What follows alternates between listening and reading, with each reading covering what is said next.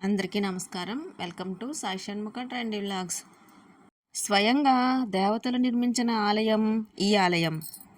సహ్యాద్రి పర్వత శ్రేణుల్లో పుట్టిన కృష్ణానది సాగరుణ్ణి చేరే ఈ అత్యంత సుందర ప్రదేశం ముందు దేవతలతో నిర్మింపబడిన శ్రీ రుక్మిణి సత్యభామ సమేత శ్రీ వేణుగోపాల స్వామి వారి దేవాలయం ఉంది. అంతేకాదు మహర్షులు దేవతలకు సంబంధించిన అనేక సంఘటనలు జరిగిన ప్రదేశం ఇది. దేవతలచే కట్టబడిన ఆలయ దర్శనానికి పెద్దవాళ్ళు ఎంత సంబరపడతారో సముద్రంలో ఆడుకోవడానికి, సముద్రం ఒడ్డున కెరటాలతో పోటీ పడుతూ కారులో తిరగడానికి పిన్నలు అంతే సరదా పడతారు. హంసలదేవి కృష్ణా జిల్లాలో విజయవాడకు 110 కిలోమీటర్ల దూరంలో, అవనిగడ్డకు 25 కిలోమీటర్ల దూరంలోనూ ఉంది. విజయవాడ నుంచి పామర్రు, కూచిపూడి, చల్లపల్లి మీదుగా ఇక్కడి ప్రదేశానికి చేరుకోవచ్చు. ముందుగా ఇక్కడ కృష్ణానది విశేషాలు చెప్పుకుందాం. పూర్వం పాపాత్ములందరూ వెళ్ళి గంగానదిలో స్నానం చేసి తమ తమ పాపాలను పోగొట్టుకునేవాళ్ళు. గంగానది పాపం వీళ్ళందరి పాపాలతోనూ అపవిత్రమైంది. ఆ పాపాల నుంచి విముక్తికై ఆవిడ మహావిష్ణువుని ప్రార్థించింది.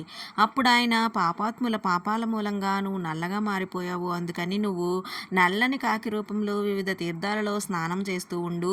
ఏ తీర్థంలో స్నానం చేసినప్పుడు నీ మాలిన్యం వదిలి హంసలా స్వచ్ఛంగా మారతావో అది దివ్య పుణ్యక్షేత్రం అవుతుంది అని చెప్పారు. గంగ కాకి రూపంలో వివిధ తీర్థాల్లో స్నానం చేస్తూ కృష్ణవేణి సాగర సంగమ ప్రదేశంలో కూడా చేసింది. వెంటనే ఆవిడికి కాకి రూపం నశించి హంస రూపం వచ్చింది. అందుకనే ఈ ప్రాంతాన్ని హంసల దేవి అన్నారని ఒక కథ. పులిగడ్డ దగ్గర కృష్ణానది చీలి దక్షిణ కాశీ అని పేరు పొంది హంసల దేవి వచ్చిన వైనం గురించి ఒక కథ ఉంది. ఇది బ్రహ్మాండ పురాణంలో ఉంది. పూర్వం దేవతలు సముద్ర తీరంలో ఒక విష్ణు ఆలయం నిర్మించి అక్కడ వారు పూజాధికాలు నిర్వహించాలనుకున్నారు. దట్టమైన అడవులతో నిర్మానుష్యంగా ఉండే ఈ ప్రాంతంలో చాలామంది మహర్షులు, పరమహంసలు తపస్సు చేసుకుంటూ ఉండేవారు. అందుకని కూడా ఈ ప్రాంతానికి హంసల దీవి అనే పేరు వచ్చింది. అక్కడ ఒక యజ్ఞం చేయాలని సౌనికాది మహర్షులను ఆహ్వానించారు. ఈ యజ్ఞాన్ని చూడడానికి ప్రజలు ఎక్కడెక్కడ నుండో రాసాగారు. గోదావరి తీరాన నివసించే కవసుడు అనే మహర్షి కూడా ఈ యజ్ఞం చూడాలనిపించి తన శిష్యులతో బయలుదేరారు. ఆయన బ్రాహ్మణ మహర్షికి, శూద్రజాతి స్త్రీకి జన్మించినవాడు. గొప్ప తపస్సంపన్నుడు. అనేక మంది శిష్యులకు మోక్ష మార్గాన్ని బోధించేవారు. కొందరు శిష్యులను వెంట పెట్టుకుని యజ్ఞం చూడడానికి వెళ్ళగా యజ్ఞం జరిగే చోట ఉన్న కొందరు శిష్యులు కవస మహర్షిని చూడగానే వేదమంత్రోచ్చరణ ఆపేసి కులభ్రష్టుడైన ఆయన రాకతో యజ్ఞవాటిక అపవిత్రమైందని అనేక విధాలుగా దూషించి అగౌరవపరిచారు. కవసుని శిష్యులు కోపంతో వారించబోగా కవసుడు వాళ్ళని అడ్డుకుని అక్కడ మునులకు క్షమాపణ చెప్పి దేవతలు నిర్మించిన వేణుగోపాలస్వామి ఆలయం ముందు నిలిచి విచారిస్తూ కృష్ణ స్తోత్రాలు చేయడం మొదలుపెట్టారు. అప్పుడు జరిగిన విచిత్రం ఇది. నిర్మలంగా ప్రవహిస్తున్న కృష్ణానది ఒక్కసారిగా ఉప్పొంగింది. ఇప్పటి పులిగడ్డ గ్రామానికి కొంచెం అవతల 2 చీలికలయ్యి ఒక చీలిక ఉధృతంగా బయలుదేరి కళ్ళేపల్లి మీదుగా హంసలదీవి వచ్చి వేణుగోపాలస్వామి పాదాలను తాకి కవసి మహర్షి చుట్టూ తిరిగి యజ్ఞవాటికను ముంచెత్తింది. యజ్ఞకుండాలు నీటితో నిండిపోయాయి. ఋత్విక్కులు నీటిలో కొట్టుకుపోయారు. భయంకరమైన ఈ అకాల ప్రళయానికి కారణం సౌనికాది మహర్షులు దివ్యదృష్టితో చూసి కవస మహర్షికి జరిగిన అవమానం వల్ల ఇది జరిగిందని గ్రహించి కవసుని దగ్గరకు పరుగు పరుగున వెళ్ళి క్షమించమని వేడుకున్నారు. ఆయన, క్షమించటానికి నేనెవరిని, నా అవమానం చెప్పుకుని కృష్ణుడి దగ్గర బాధపడ్డాను.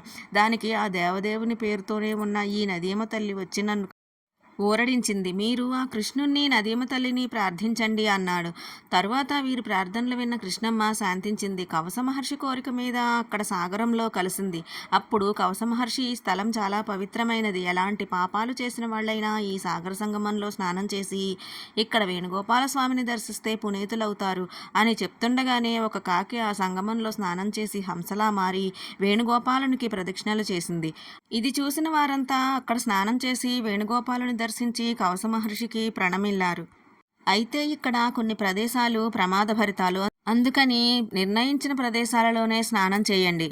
ఇక ఆలయ విశేషాలు తెలుసుకుందాం. పూర్వం దేవతలు సముద్ర తీరంలో ఈ ఆలయాన్ని నిర్మించారని చెప్పుకున్నాం కదా. వాళ్ళు ఒక్క రాత్రిలోనే ఈ ఆలయాన్ని నిర్మించారట.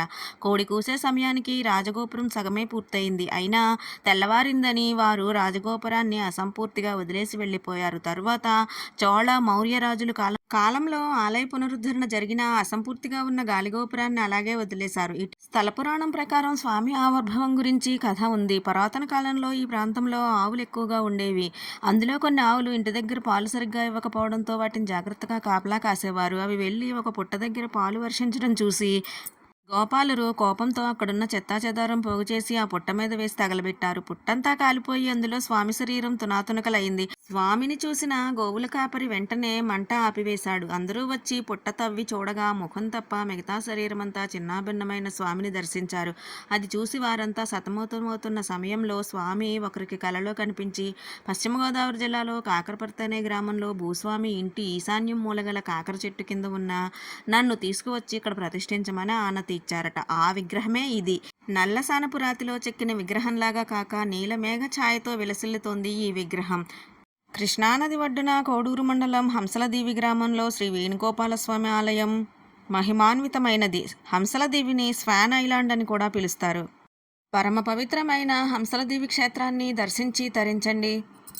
ఈ వీడియో మీద మీ అభిప్రాయాన్ని కామెంట్ సెక్షన్లో కామెంట్ చేయండి. అలాగే వీడియో నచ్చితే లైక్ చేయండి, షేర్ చేయండి.